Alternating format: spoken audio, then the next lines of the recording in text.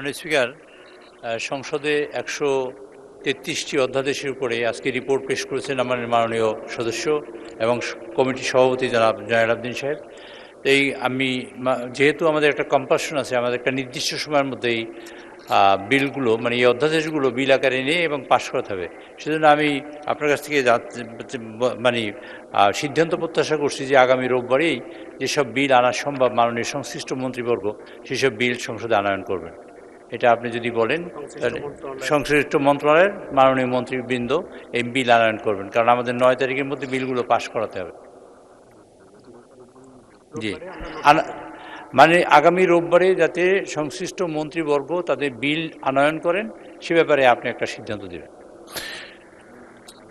মাননীয় মন্ত্রীবর্গ, এই বিল বিবেচনার জন্য আগামী রবিবার থেকে আমাদের কার্যক্রম শুরু হবে। আপনারা প্রস্তুতি নেন, আমরা চেষ্টা করব যত দ্রুত সম্ভব বিলগুলোকে সংসদে বিবেচনা করে পাশ করার জন্য। মাননীয় স্পিকার, আরেকটি বিষয় বলি যে আজকের এই বিলের সাথে আমাদের অনেক কাগজ জমা দেওয়ার দরকার ছিল, মূল বিলগুলো। তো মূল বিলগুলো অনেক পরিমাণ এবং তাতে আমরা হিসেব করে দেখেছি প্রায় সরকারের 12 লক্ষ টাকা খরচ হয়।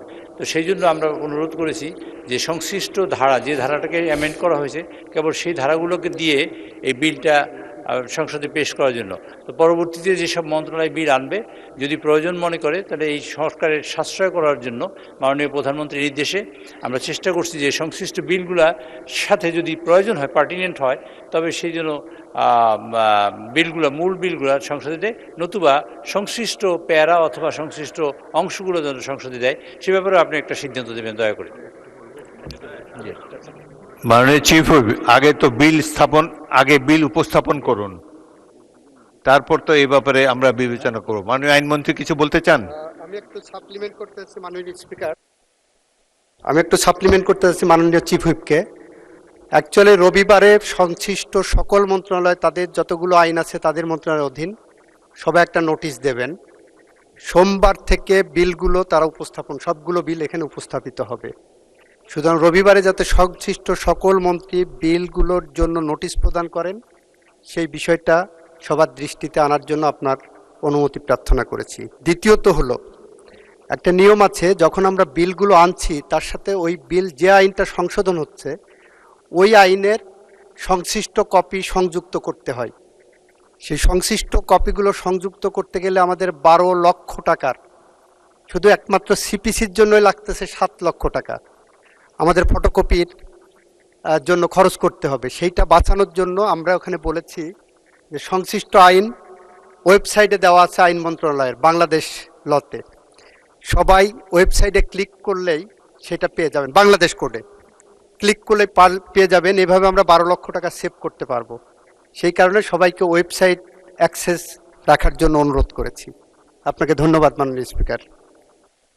মাননীয় আইনমন্ত্রী, আমার মনে হয় পুরো বিল যদি আপনারা দিতে এই মুহূর্তে সময় যথেষ্ট না থাকে, আপনারা একটা কম্পারেটিভ স্টেটমেন্ট দেন, আগে কি ছিল আইন আর কি সংশোধন আপনারা আনতে চান, এই ধরনের একটা স্টেটমেন্ট দিলে সদস্যদের জন্য বিবেচনা করতে সুবিধা হবে বলে আমি মনে করি।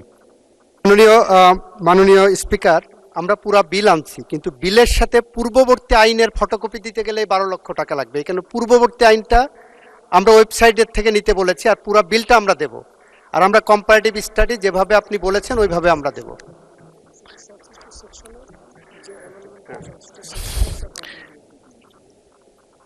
মাননীয় স্বরাষ্ট্রমন্ত্রী। মাননীয় স্পিকার,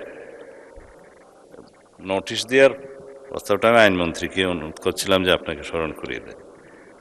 এখানে 133টি অধ্যাদেশের বিষয়ে যতগুলো মন্ত্রণালয় জড়িত আছে তালিকাটা আপনার কাছে নিশ্চয়ই আছে। সব মন্ত্রণালয় লেজিসলেটিভ ড্রাফটিং উইনে এখনো পর্যন্ত বিলগুলো জমা দেয় নাই, আইনমন্ত্রী ভালো জান। এখন আইনটার সাথে অর্ডার অফ দি ডের সাথে নোটিশটাও দিতে হবে যে কে কোন দিন এটা উত্থাপন করতে। মিনিমাম 7 ডেজের কথা বলা আছে। আপনার এখতিয়ার আছে, আপনি কন্ডোন করে দিতে পারেন, 3 দিনও দিতে পারেন, 1 দিনও দিতে পারেন।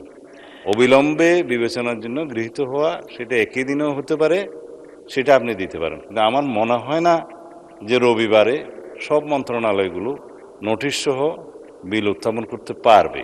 তো যে যখনই নোটিশটা দিবে আপনি একটু দয়া করে সময়ের বিবেচনা, যেহেতু আমাদের 9 তারিখের ভিতরে ফয়সলা করতে হবে, সেই জন্য নোটিশ প্রাপ্তির পরে আপনি সময়টা আপনার বিবেচনায় 1 দিন অথবা 2 দিন এভাবে বিবেচনা করলে তখন ভালো হবে। তাহলে রবিবারটা রেস্ট্রিক্টেড রইল না, কারণ টাইম কন্ডোন করার এখতিয়ার আপনার নোটিশ প্রাপ্তির পরে। ধন্যবাদ মাননীয় স্পিকার।